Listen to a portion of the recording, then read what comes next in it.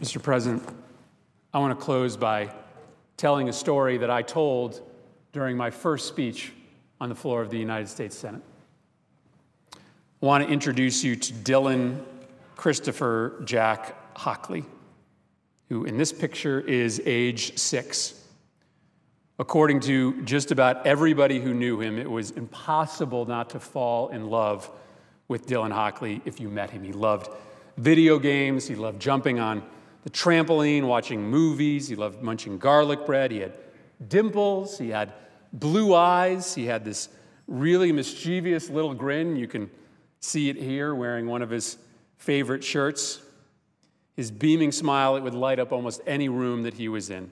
He loved to cuddle, he loved to play tag every single morning at the bus stop with the neighbors. He liked to watch movies, he loved the colored purple, he loved seeing the moon. And he loved eating his favorite foods, especially chocolate. He was so proud that he was learning how to read, and he'd bring a new book every day home. He most importantly adored his big brother Jake, who was his best friend and his role model.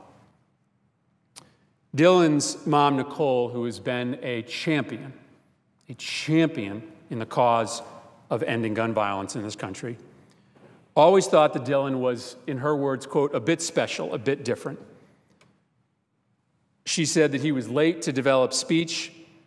He was late to learn how to crawl. There was always a little something about him. You couldn't put your finger on it, she said. He liked bland foods. He only wanted plain spaghetti. He had a habit of flapping his arms when he got excited. He would put his hands over his ears when he heard loud noises. He was diagnosed with autism. But as his father points out, autism is a spectrum, and it has many different facets to him.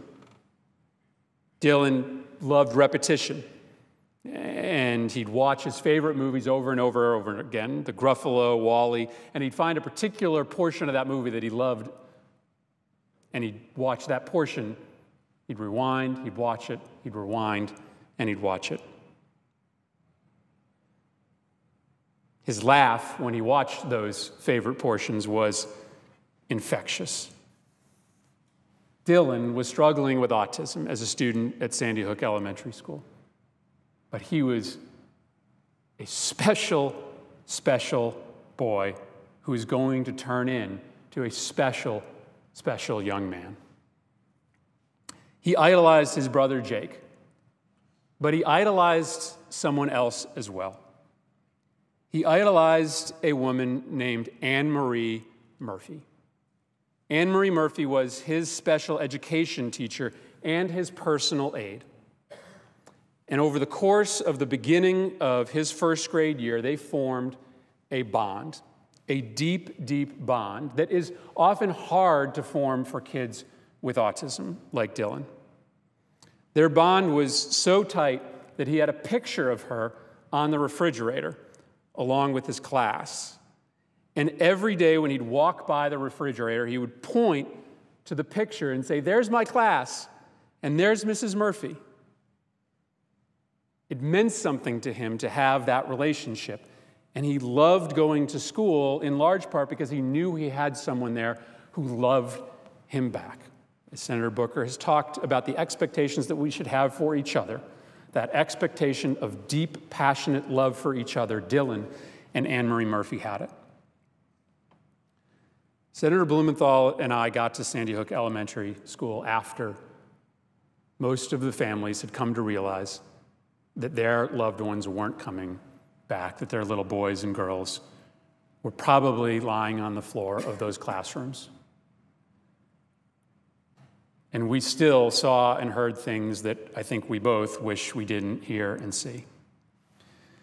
But when Nicole Hockley was standing in or outside the firehouse, when she came to the slow, awful, crippling realization that her little boy was not coming back, she had a moment where she thought to herself, maybe Anne Marie will come back, and she'll tell me what happened to my little boy.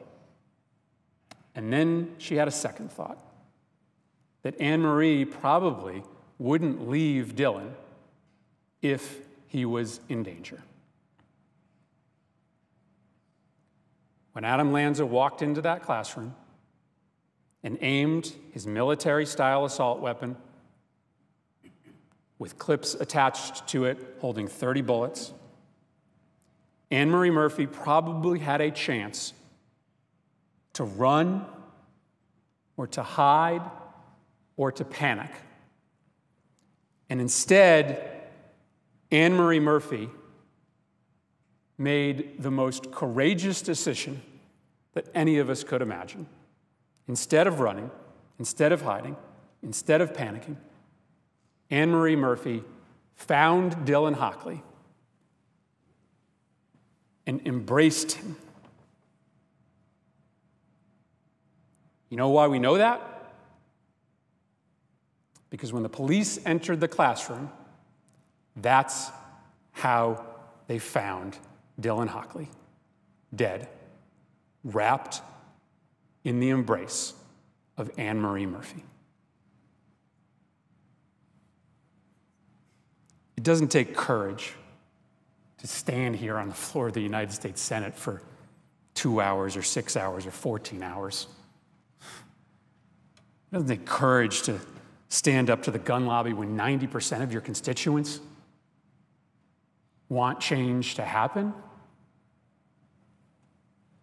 It takes courage to look into the eye of a shooter and instead of running, wrapping your arms around a 6-year-old boy and accepting death as a trade for just a tiny little itty piece of increased peace of mind for a little boy under your charge. And so this has been a day of questions. And so I ask you all this question. If Anne Marie Murphy could do that, then ask yourself, what can you do to make sure that Orlando or Sandy Hook never, ever happens again? With deep gratitude to all those who have endured this very, very late night, I yield the floor.